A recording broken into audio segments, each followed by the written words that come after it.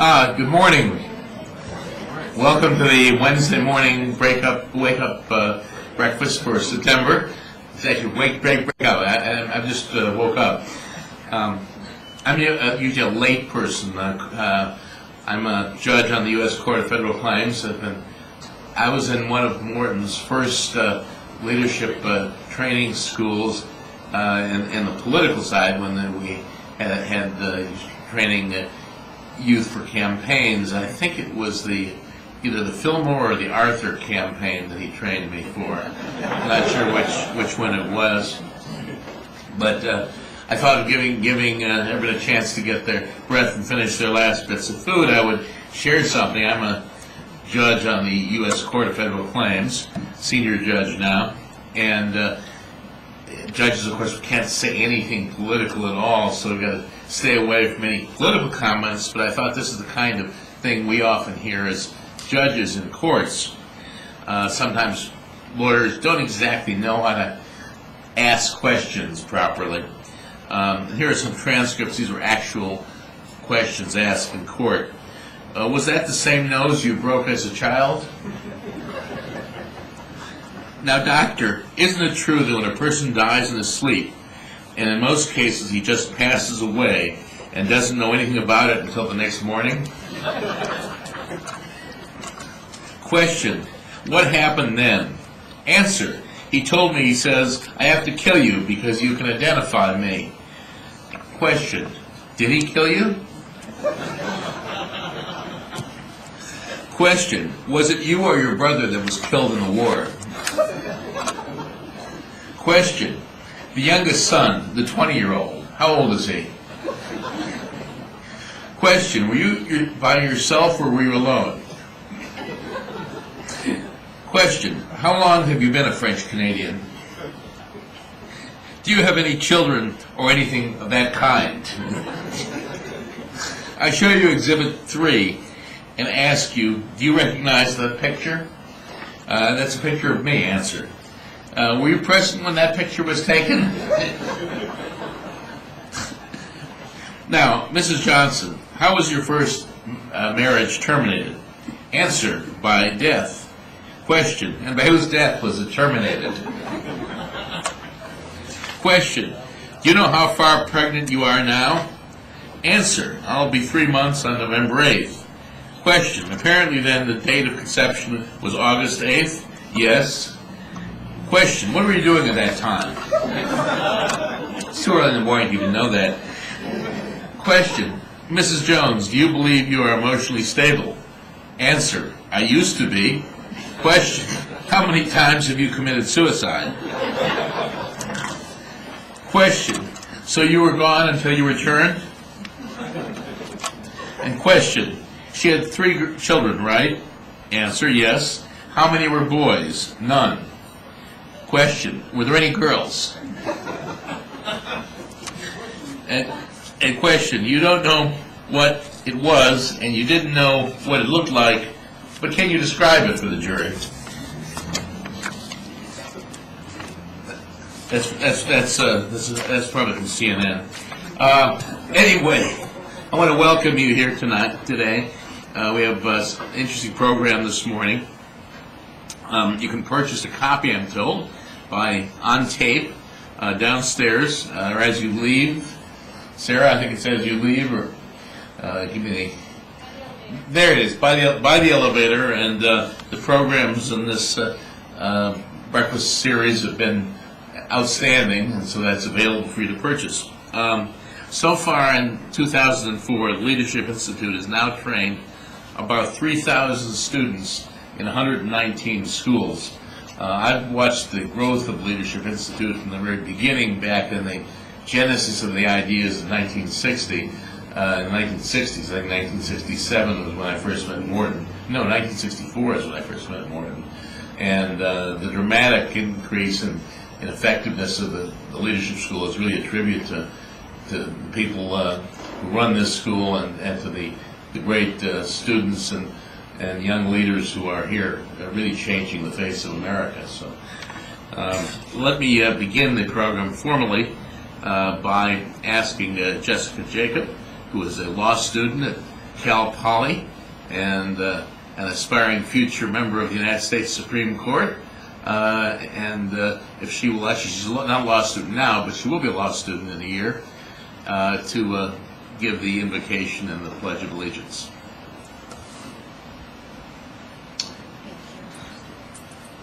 Let us bow our heads.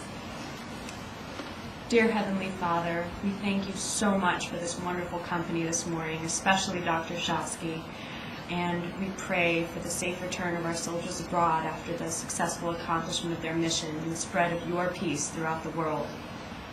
May you bless this food to our bodies and our bodies to your service. In Jesus' name we pray. Amen. May we please rise for the Pledge of Allegiance? I pledge allegiance to the flag of the United States of America and to the republic for which it stands, one nation, under God, indivisible, with liberty and justice for all.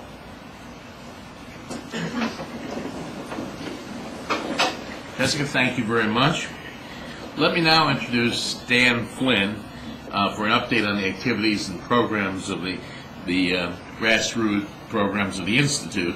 Dan said something very simple. He said, when I asked him how to introduce him, I said, just hold up the book and say it's $25.95.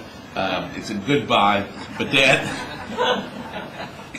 is author not only of this book, Intellectual Morons, which describes a significant number of people I know in the academic community and in Washington generally, but also Why the Left Hates America, a very, very good book. So I would recommend this book and his earlier book. And Dan is director of Leadership Institute's Campus Leadership Program.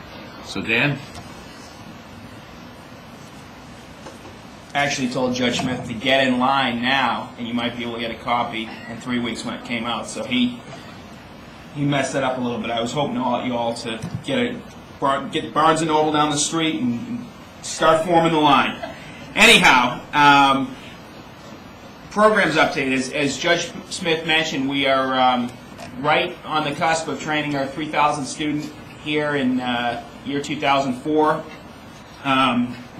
There's been a couple of changes within the programs division. I've recently taken over directorship of the Campus Leadership Program. Christian Roby, who's seated at this table, has recently taken over the directorship of Core Schools. There's a number of upcoming events in September. If you look at the calendar there, Grassroots Division of Leadership Institute is particularly busy. There's a Get Out the Vote grassroots school in Charlotte on the 7th, and Raleigh on the 8th. They have another grassroots activist school in Dallas on later in that week, so they have a whole bunch of things going on. Within Campus Leadership Program, we have a student publication school in Hanover, New Hampshire, in Miami, in South Dakota. In a couple of weeks, 4 schools will be having a Capitol Hill staff training school here in this building, and they will also be having a Capitol Hill writing workshop on the Saturday the 18th, if anyone's interested in that. The 2 last things I should mention. One, if you haven't got last week's Time Magazine, Leadership Institute is featured prominently in an article about young conservatives. So check that out. This is the last week's issue, and if you don't feel like paying out $3 for it or whatever, $4 for it, I have a few copies and I can give you that. And a number of our activists, Charles Mitchell from Bucknell, who spoke at last month's Wednesday Wake Up Club breakfast, is quoted in the article and is mentioned. And you can say you knew him when, if you attended last month's breakfast. September 24th and 25th, we have our gala coming up. We are 25 years old this year, and there's a number of events that we're having on that weekend. One of the confirmed speakers for the gala is Laura Ingram. There's going to be a book signing. I'm going to be a part of it. Laura Ingram's going to be a part of it. Bob Barr is also going to be a part of that, and there's a number of other speakers. So if you have not signed up for that, please do so. And if you want to sign up today, you could probably do so with Tom, right? Tom's nodding his head yes. And he has extra copies of the invitation. So if you haven't gotten an invitation by some strange set of circumstances, you can get an invitation from Tom. So without any further delay, let me give it back to Judge Smith. Dan, thank you. Actually, Dan put in I messed up, and that's the reason is I didn't have my device, which I use so often in court, to make these difficult decisions. It's the real electronic law clerk. We're working on this to save the taxpayers' money. All you do is, rather than have to pay someone who goes to law school, all you do is press the button when you're going to make a decision. Let's see, how should I decide? Get it. Okay. That's probably I should do with that as well. All right, let me introduce Christian Roby to introduce the main event here, our distinguished speaker. Christian is, as was noted by Dan, the head of the Institute's core leadership schools. He's formerly worked with distinguished think tanks, Cato, Americans for Tax Reform, and the Foundation for Economic Education, which I remember I got in the, I think it was probably in about the gold crisis in the 1890s is when I saw the first fee publication. But they're outstanding works that brought many, many people to the conservative understanding of conservative values and economics. And let me introduce, without further ado, Christian Roby.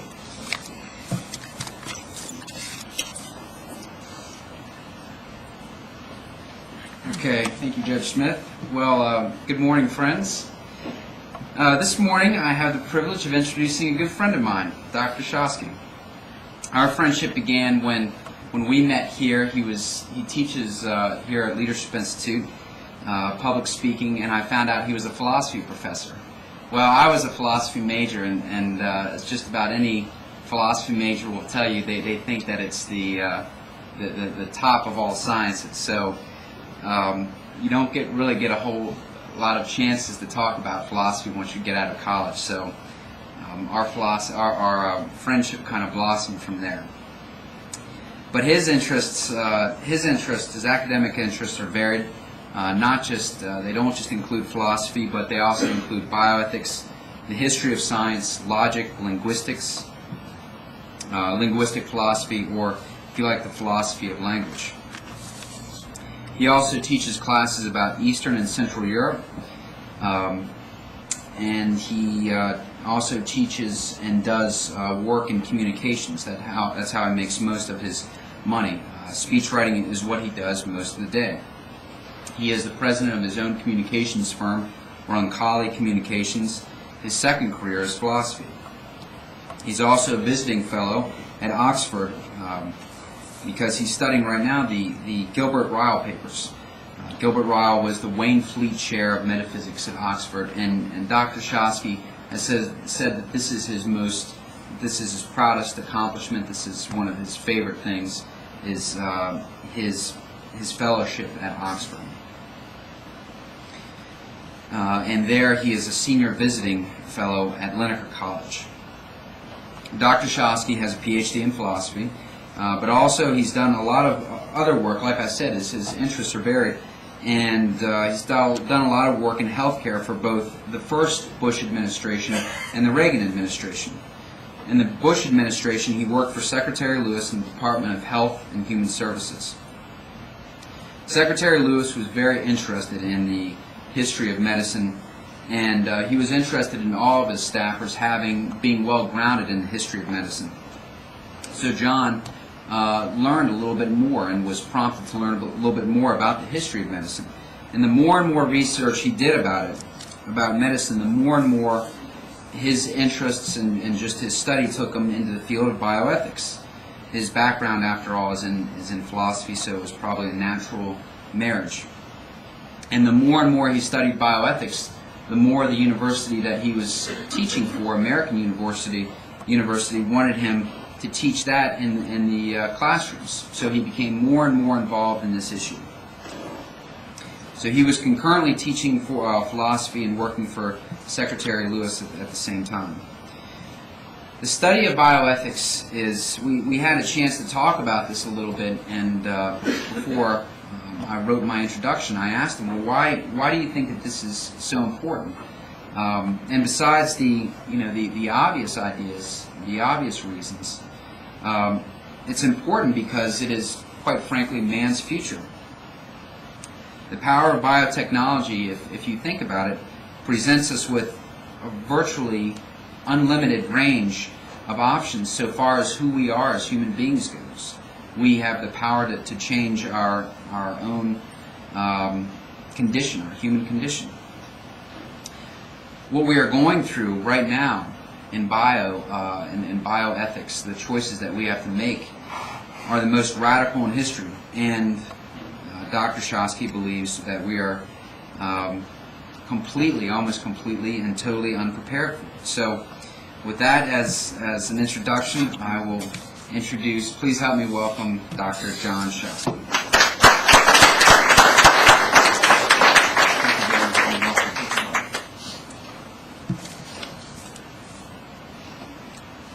Well, good morning.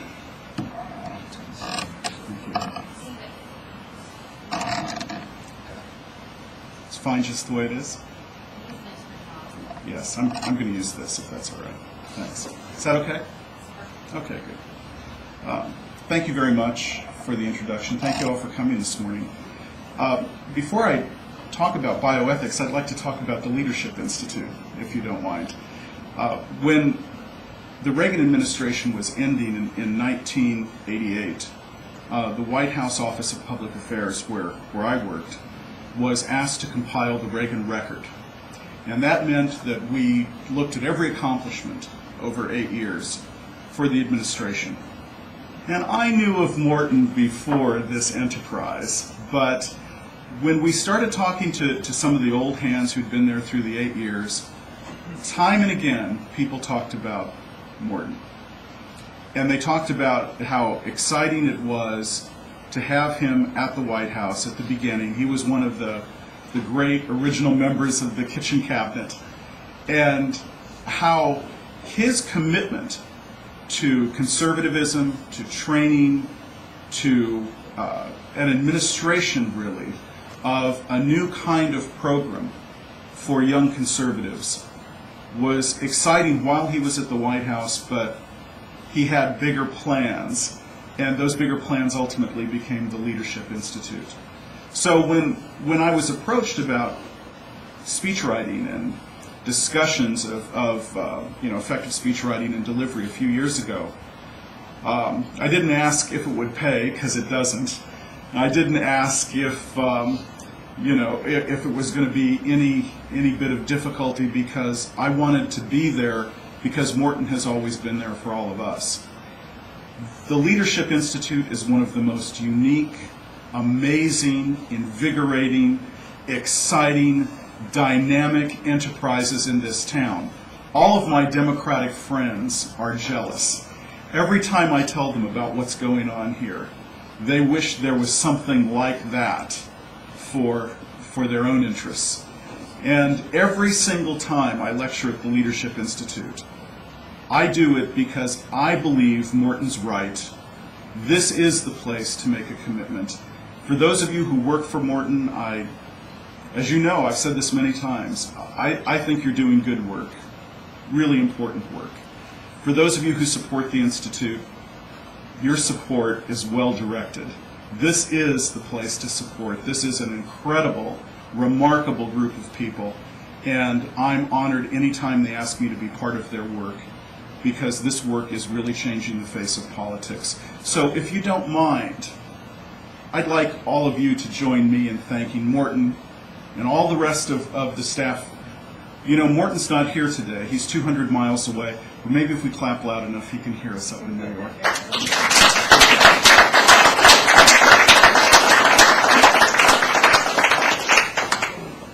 This is precisely the kind of place to talk about bioethics. Let me explain why.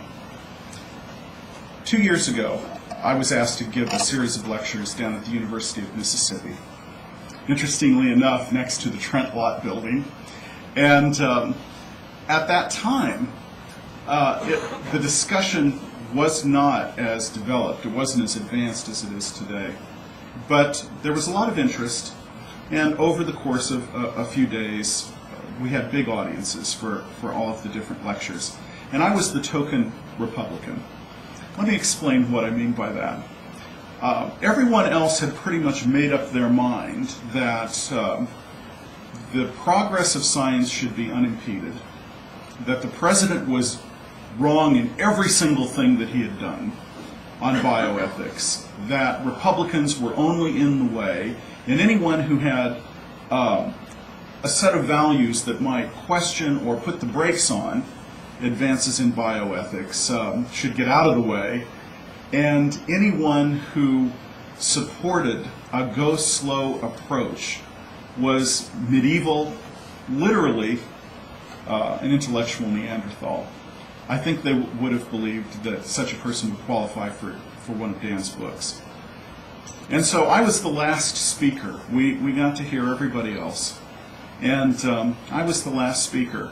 And as I started speaking, I realized that the audience had been waiting for somebody to say something about the human condition in all of this. Not to talk about the progress of science, not to talk in an academic way, but to talk about this in a human way. And every time I talked about our relationship to this exploding knowledge, our human relationship to this exploding knowledge, the audience was very supportive. And I think it was a lesson for all of us. The lesson being that people come to talks on bioethics to learn, but they also want respect, and they're looking for just a little bit of humility, something you don't often find in academic presentations. So today I'd like to talk about this not as somebody who wants to catalog for you all of the great advances that are going on, although I'll mention a few of those, but I want to talk about what it means for you and me, especially you and me as conservatives. What could our potential role be in such a discussion? I know you guys read the newspapers, and I'm sure you saw the article in the Wall Street Journal yesterday, but if you didn't, don't worry, I brought it with me. I have a show and tell briefcase today.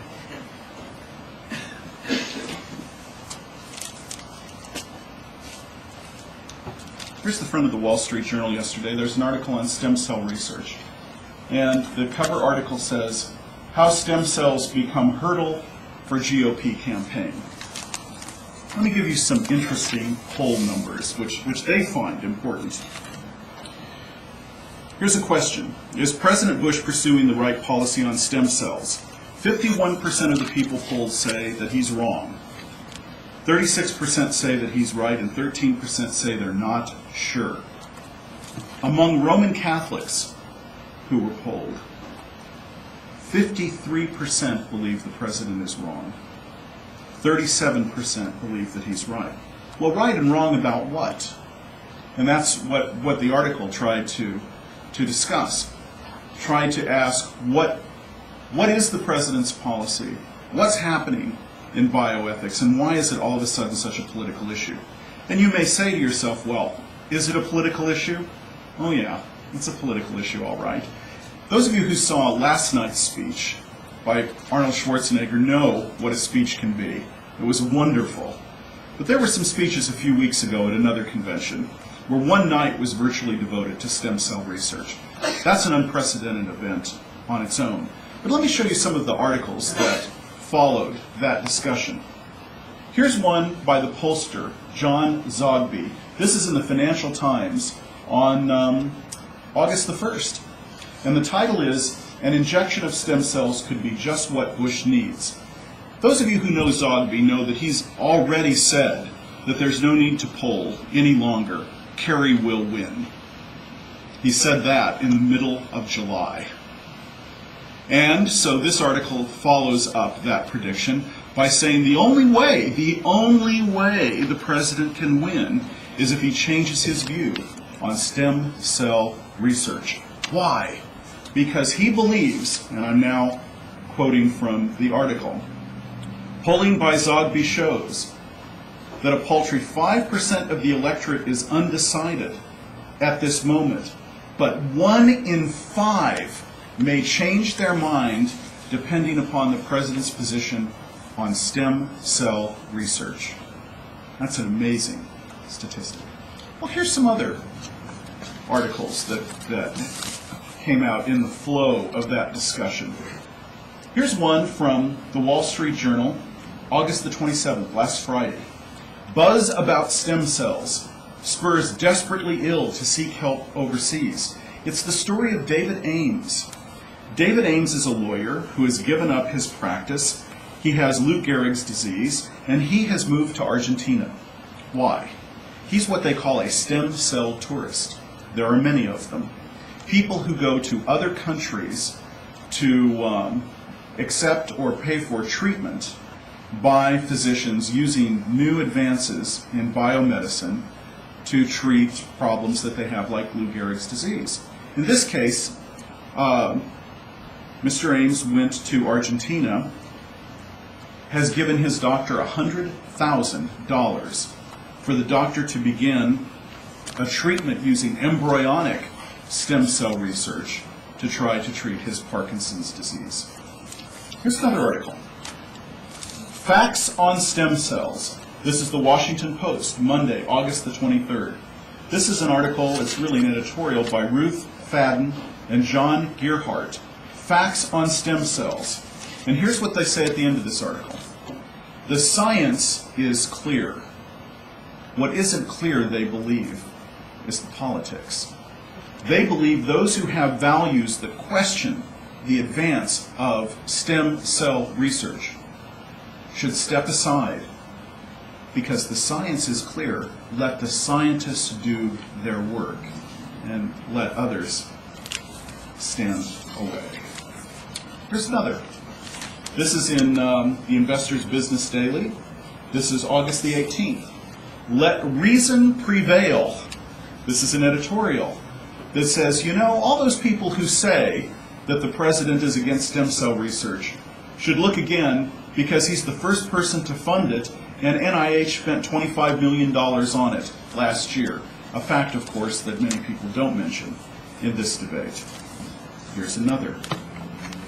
This is the Wall Street Journal on July the 2nd, in the middle of the summer.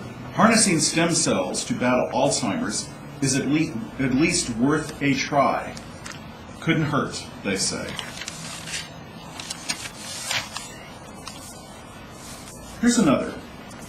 2 GOP senators defend Bush on stem cell research. This is Friday, August the 13th in the Washington Post. And interestingly enough, there's a discussion here about the difference between the Reagan brothers. Ron Reagan, as you know, argued that we should have more stem cell research. His brother Michael refers to it as junk science, for a reason I'll mention in a moment. Well, the articles continue. I've got more and more and more. They're going to keep coming out. It's becoming a political issue. It's an issue that's hot, hot, hot. But what's behind it all? What is it that people are hoping for? This gets us into an actual discussion about the potential, the promise, if you will, of stem cell research and other advances in biotechnology, and also the reality of what this kind of research can do. Let me talk for a moment about the potential, because this is the kind of rhetoric that I know you've heard before. On this issue, there's more hyperbole and overclaim than on any other issue I've ever been involved with. If you can imagine it, someone has said it. If you can imagine it, it must be true.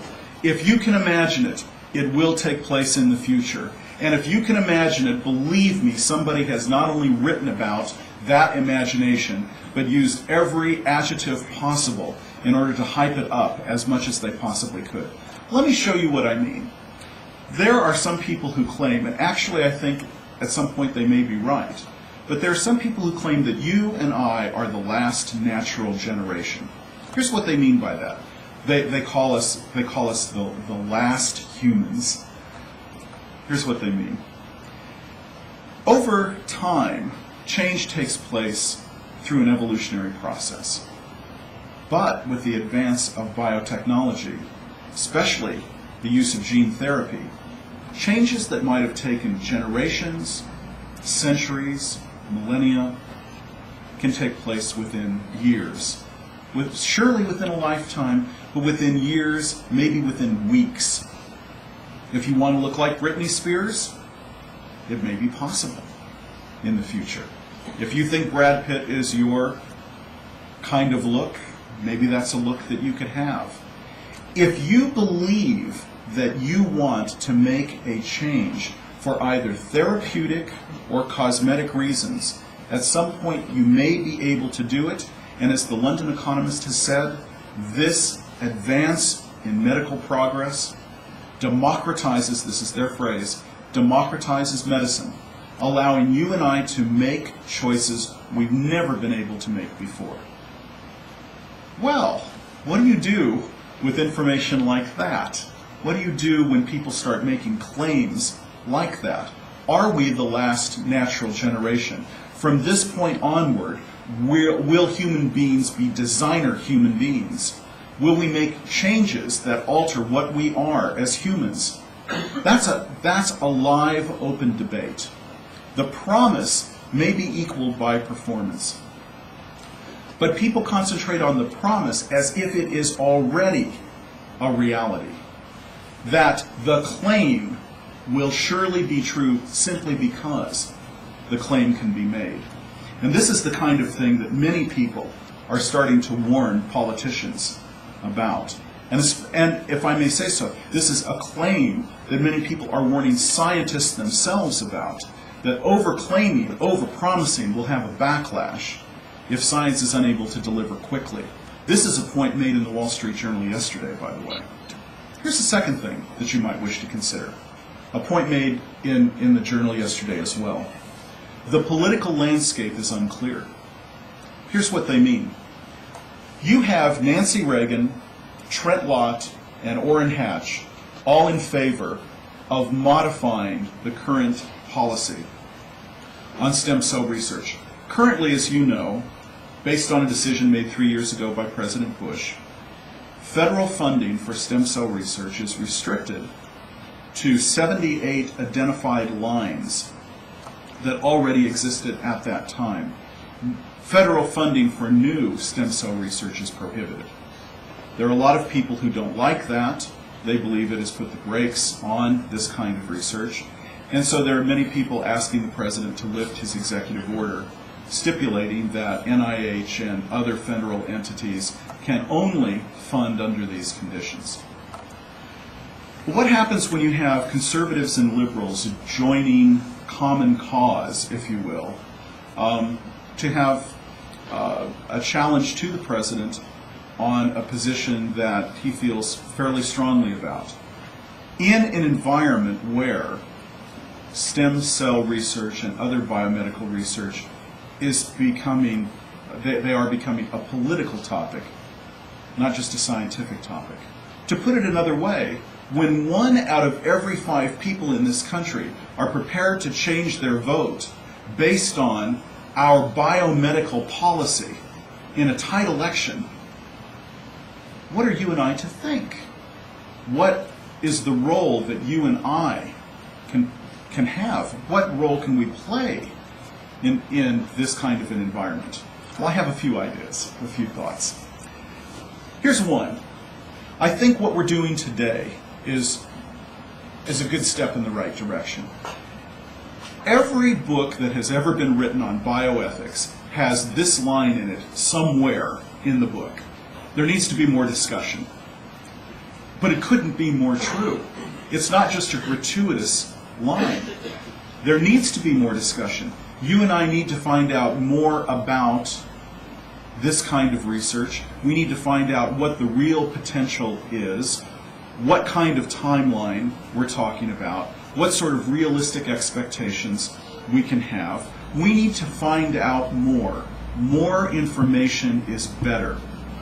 As the Wall Street Journal pointed out yesterday, this is an issue on which the vast majority of people are completely and totally uninformed. Let me tell you the kinds of things that people people may know at a maximum. Someone may say, as happened in the Democratic Convention a few weeks ago, you know, if we could just do more embryonic stem cell research, we might be able to find a cure for Alzheimer's. Or they say, someday Christopher Reeve will be able to stand up and walk because of stem cell research. See what's happening? People are promised these magnificent, grandiose results, and they associate the claims, the results, with biomedical research without understanding the likelihood of these things happening or any of the detailed information. For instance, here's a fact that most people would not know. Most of the people who argue for this kind of research. When embryonic stem cells have been used in some experiments with mice, 1 out of every 5 developed cancer, terminal cancer. We're talking about tremendous risk as well as tremendous promise, but the risk is rarely mentioned. More information is good. Not just gratuitously good, vitally important in order to be able to understand this issue. Here's the second thing that we can do, especially as we begin to think about this as conservatives. I believe one thing that we can do with our information is disseminate it as widely as possible. I'll show you an example of how this might work. A couple of my students, when they graduated, began working for the President's Council on Bioethics. And that experience gave them the confidence to approach the Center for Ethics and Public Policy and sell the center on the need for a journal about bioethics and conservatives. That journal, which began publication last year, is called The New Atlantis.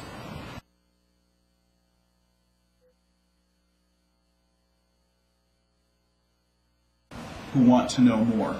This is their inaugural issue. Let me show you the kinds of things that they wanted to talk about in their very first issue.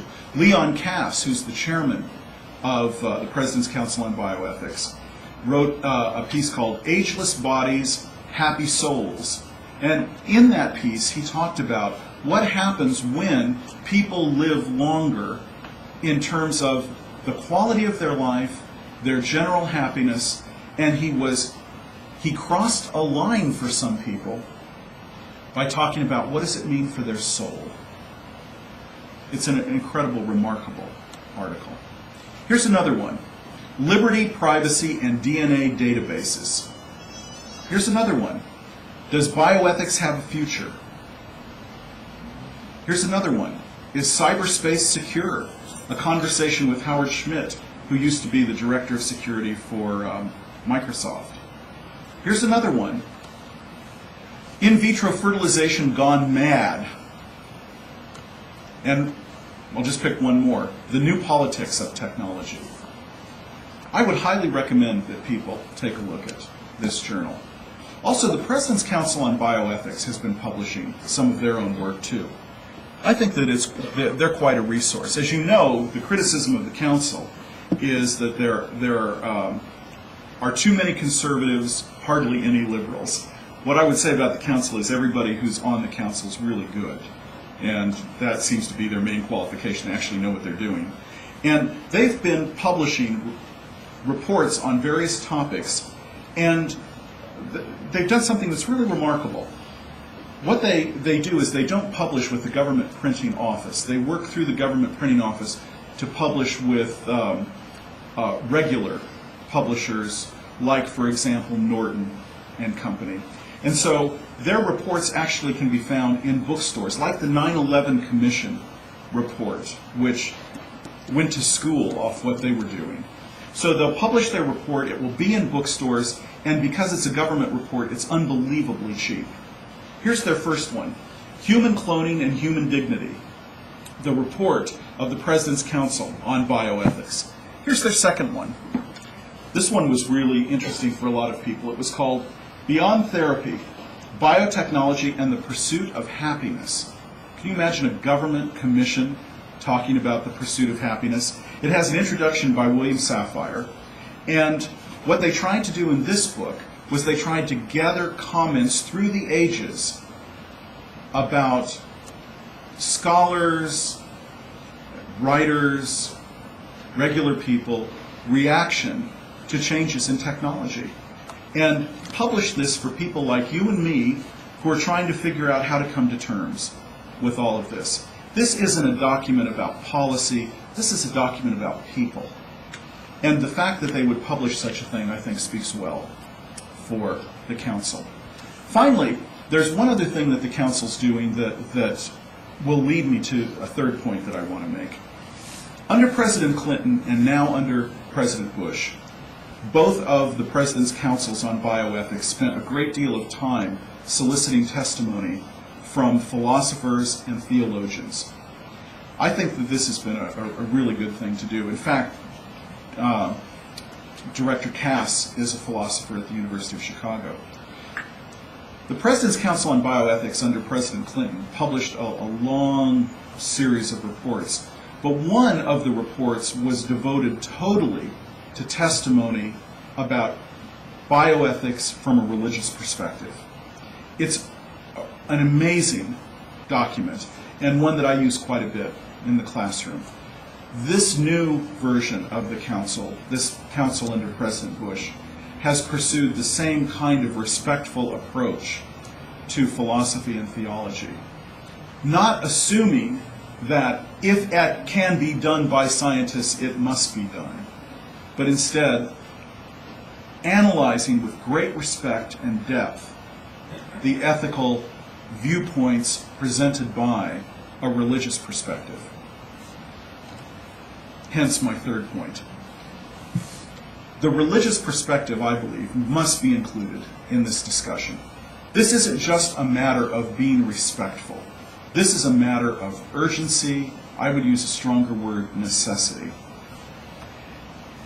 This debate so far is being governed by the progress and flow of new advances in biomedicine. It's taken off, it's exploded, and it's being pushed by new advances every day. If it can be done, some people believe it must be done, instead of analyzing whether or not it should be done. A religious perspective offers two things, I believe, straight away that must be part of this debate. One is a discussion of our place in the universe, vis-a-vis each other, vis-a-vis eternal entities. These are important matters. What do we owe each other? What do we owe the future? What do we owe God? And if I may say so, what does God owe us in this discussion? Those are important questions. Here's the second thing. I mentioned earlier that there needs to be humility and respect in this debate. There rarely is. But when the religious perspective is added, more people are respectful in the discussions that take place. There is a deeper sense of humility in this discussion. Let me show you what I mean by humility. If someone makes the claim, as the Raelians did 2 years ago, that they have cloned a child they call Eve, yet they are unwilling to produce that child, what they are claiming is that they've made a scientific advance that they're not willing to submit to proof. From a scientific standpoint, you can say, well, all it is a claim that hasn't been substantiated. But what about that claim in terms of you and me? Not science, you and me. What does it mean for us? And there is a ripple effect for us. Are we now talking about people who have the potential to make other people? And if so, what's to stop them? Do they have a sense of what they can accomplish? Will it provide an ethical framework that will force them to examine their decisions and hopefully evaluate those decisions from an ethical perspective, meaning that there would be some things they simply would not do? You and I need to know not only about the ethics, but about the attitude of these people armed with such important information, if indeed they do have it. Let me show you what I mean in another way, with another example. 2 years ago, the Washington Post magazine on a Sunday ran an article about two women who wanted to have a baby. They were both deaf. They wanted a baby who would also be deaf. So they found a sperm donor who was a third generation person from a family that was deaf. He was deaf for 3 generations. Everyone in his family had been deaf. There was a high likelihood that the product of this union would produce a child who was deaf. Do you see what I mean now about the kinds of decisions that we can make? They did indeed have this child. As far as I know, the child was indeed deaf. But the discussion in the newspapers for a couple of weeks was whether or not people should make these kinds of decisions. Let me give you an example. Some people said, well, this is really great because deafness is beautiful, silence is beautiful, and I suppose there is something to that. There were people on the other side who said that it was nothing more than child abuse. To engineer a disability was cruel. And so the two sides waged public war for a couple of weeks.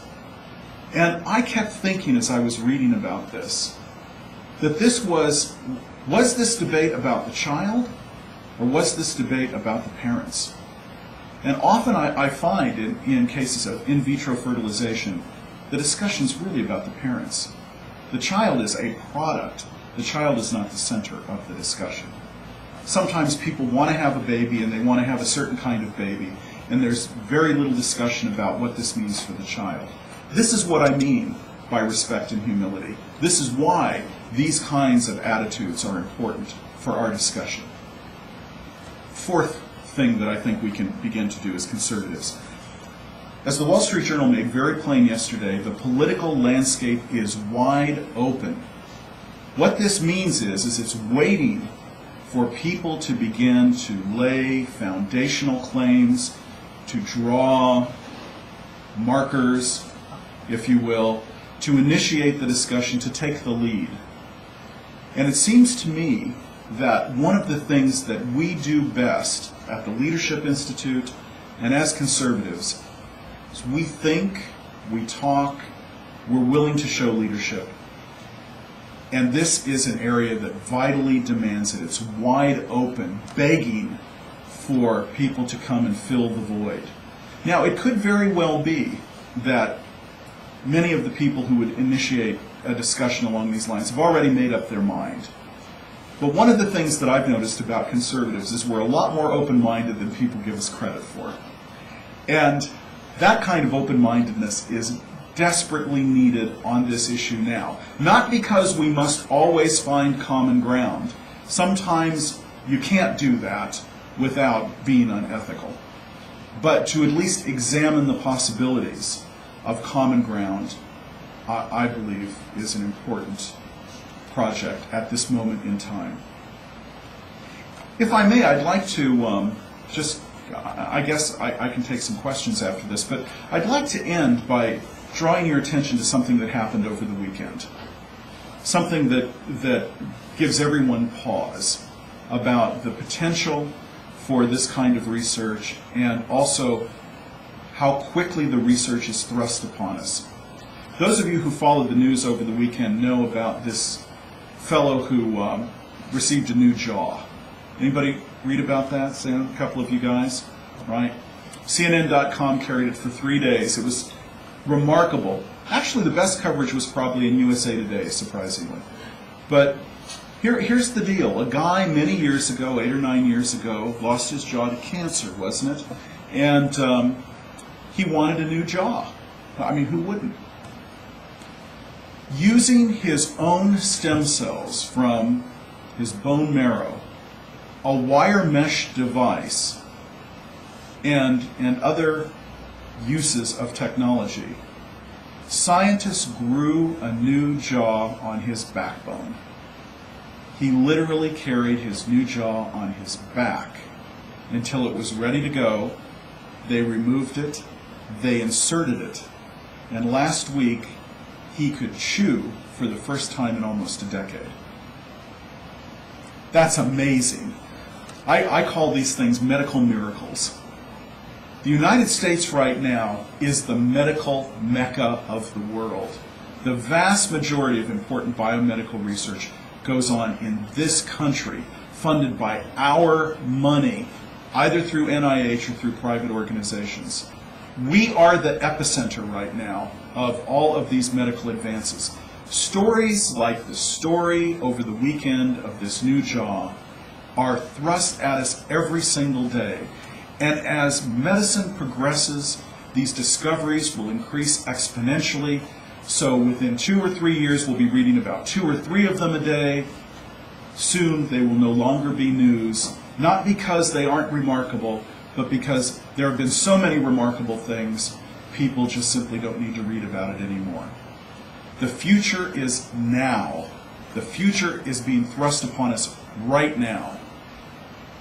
If we can begin to channel this discussion in more productive ways, if we can find ways to be able to carve unique public policies that are supportive of the research that we believe should be conducted and somehow puts the brakes on research that we believe to be immoral.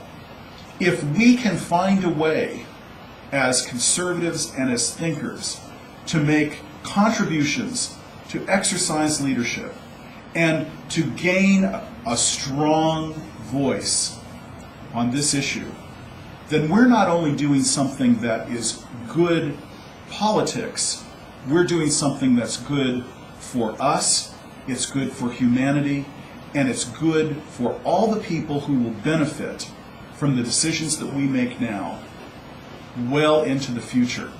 One of the things I've learned in teaching the history of medicine is that history is not forgotten. The things that Imhotep and Hippocrates did thousands of years ago are still part of the discussion today.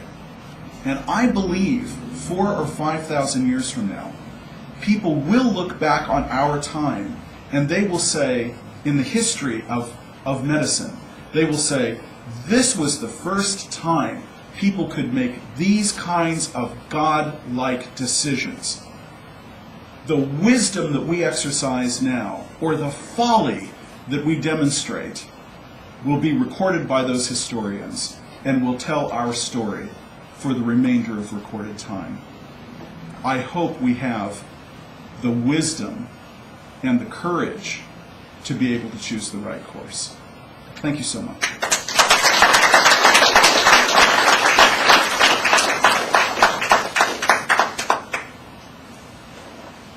Do we have time for any questions? Take some questions now? Sure. Looking at the medical schools and hospitals, do they require any courses in bioethics for surgeons or Right. scientists? Yes. I'm trying to figure out the question is, do medical schools and teaching hospitals require courses in bioethics? Almost every medical school does now. 10 years ago, a large number of them did, and they were very, very successful. There's a journal called Academic Medicine that every year catalogs the number of schools that teach bioethics and the number of students who take the classes. And it's virtually unanimous for every medical school now. Teaching hospitals are assuming that these students have had courses in bioethics before they begin a residency or something like that. You'll see some of them who will provide supplemental work. But primarily the work's being done in medical school. And now, interestingly enough, medical schools are looking for that on your transcript before you even get there. I teach bioethics at American University, and one of the things that we've noticed is that the more classes that you have in bioethics, the greater your chance of acceptance into medical school, because all this material is so cutting edge, and there is an expectation that students will have invested the time now to think these issues through so they can make better decisions on all their other material in terms of its biomedical implications when they get to medical school. Please. But wouldn't this in turn mean that those doctors that are now working on this new technology, perhaps having graduated from medical school, several decades ago, doesn't this mean that we are now decades away from having, these current students that are perhaps more socially responsible in a position to be directing the course of research? Right. What you're saying is that we've got a problem because the people who are already practicing don't have the benefit of a cutting-edge discussion. One of the things in medicine they try to do is they try to have these continuing education classes. Bioethics is a really popular continuing education class, but one of the challenges and those of you in medicine know this is true, one of the challenges is just keeping up with your field. Once you graduate, often you are locked in a time frame where you practice for 30, 40, 50 years based primarily on the information that you learned in medical school. And because no one wants that to be the case, doctors are strongly encouraged to not just take these continuing education classes, but to read in their field, to become what Louis Sullivan calls a Renaissance physician, someone who, as part of their practice, is able to keep up on the latest developments in their field and in bioethics, as well as be a good communicator, good businessman, culturally sensitive, and all the other myriad of things that physicians are asked to be. So it's a real challenge to be able to keep people current on these issues. Oftentimes, they don't read the New England Journal of Medicine or the Journal of the American Medical Association. Many of my friends who are physicians don't have time to read the paper. So it's a real challenge. And it takes people like you and me to say, so what do you think about this thing with the jaw? And a physician will say, well, what happened exactly? And then you tell them and maybe stimulate them to do a little bit more work in whatever spare time they might have. But it's a problem. It's one that the medical field is trying to solve, but you and I have a role to play too. These physicians aren't able sometimes to keep up with all the information. They sometimes need some stimulation from their patients and friends too. Please. Is there any signs of a strong movement from the religious right to protest that we're trying to usurp God's privileges? Yeah, in two ways. Specifically on issues like stem cell research, you see quite a bit of that, but there's a general trend too. And this is something that I'm a little concerned about. I think to accept the proposition that all biomedical technology is bad is an overgeneralization, and I don't know many people who do that. But there are a lot of people who become really suspicious of these advances, and one of the things that I've tried to encourage is to delineate between something that might be a gift from God and something that might be immoral.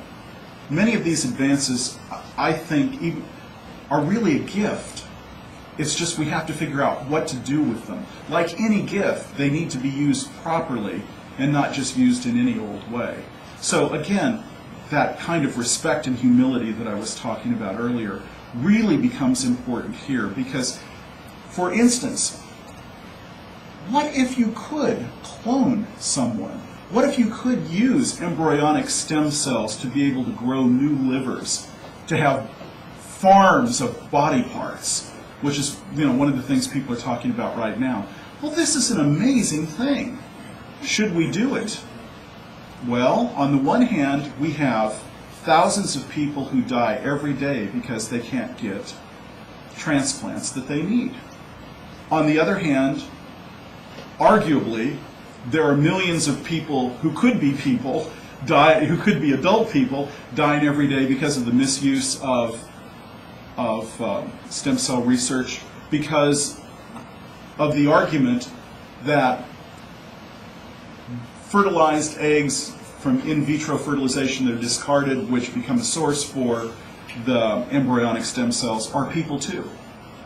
So it's a debate that can become very quickly rigid, vocal, vehement.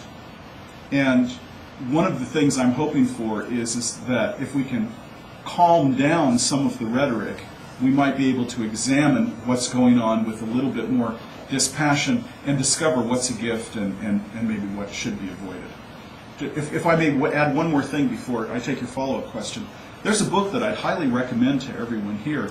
It came out last year, and the title is simply called Enough. And it's by a commentator who's followed this for many years, a pretty well-respected guy by the name of McGribbon. And he argues that it would be wise for us to back off all of this technology for a while until we've had a thorough discussion, so we have a better understanding of how we want to approach it.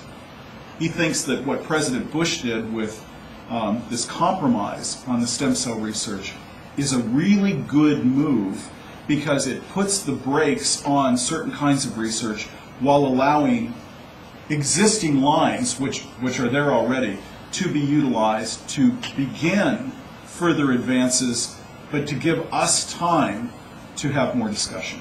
I'll take your follow-up question, please. And that thought popped into my mind a few moments ago. The next thought following it was that God didn't give mankind the ability to fly for a great many years either. They figured it out for themselves. And did that ability come from God or from the devil? Yeah, it really comes back to this this myth that, if you don't mind me talking about for a moment, that the ancient Greeks had about Prometheus. Remember, Prometheus was the one who stole fire from the gods and gave it to man, and it allowed us to change our environment, heat our food, develop technology, all that stuff.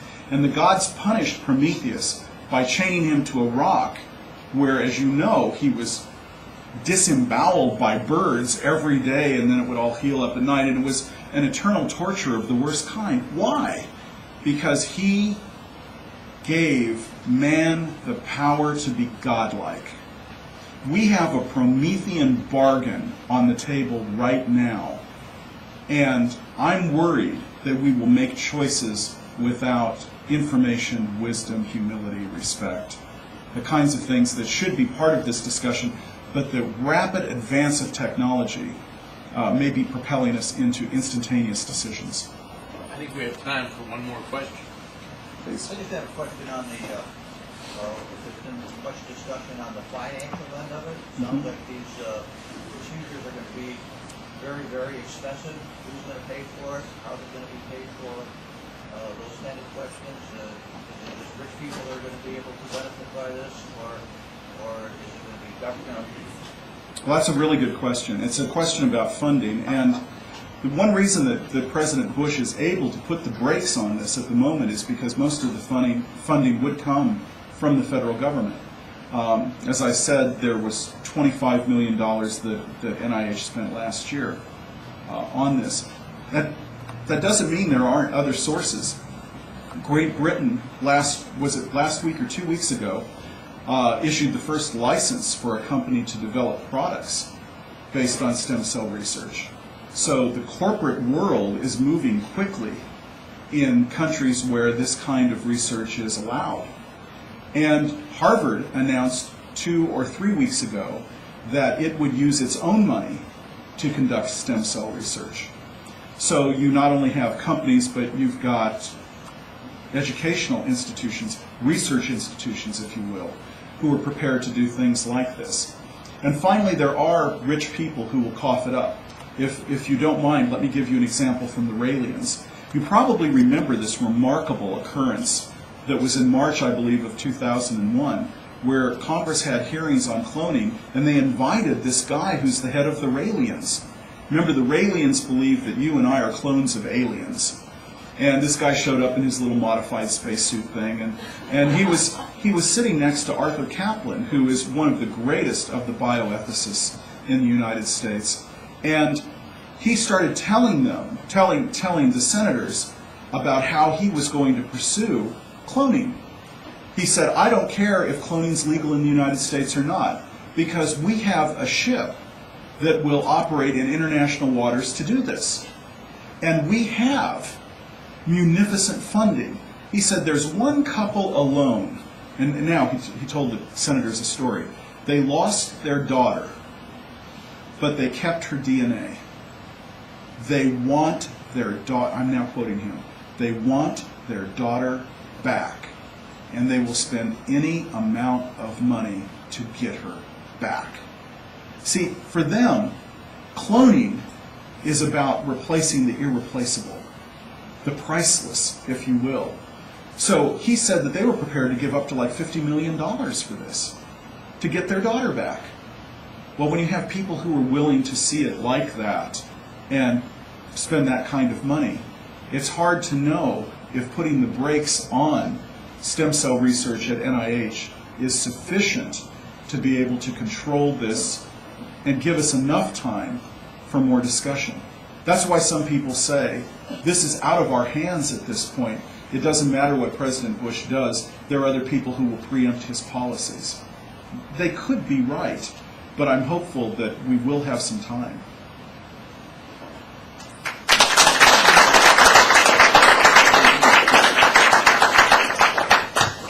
On behalf of us all, Dr. Shosky, thank you for a very, very good way to begin the day, a very, very stimulating discussion. And on behalf of the Leadership Institute, I want to present you with the traditional Adam Smith tie. You'll Thank you. Appreciate that. step up. Again, thank you very much. Thank you. Let me also remind you that on October 6th, the next Wednesday wake-up breakfast will occur. Actually, I may have to get to bed just about now to make it for that. And Mark Mix from the National Right to Work Committee will be our speaker. And finally, anyone who would like a tour of the building, Sharon Toronto, who's Senior Leadership, Senior Development Officer for the Leadership Institute, is available. Sharon, they're standing up, so if you'd like Sharon to give you a tour, that begins now. Thank you very much, and good morning.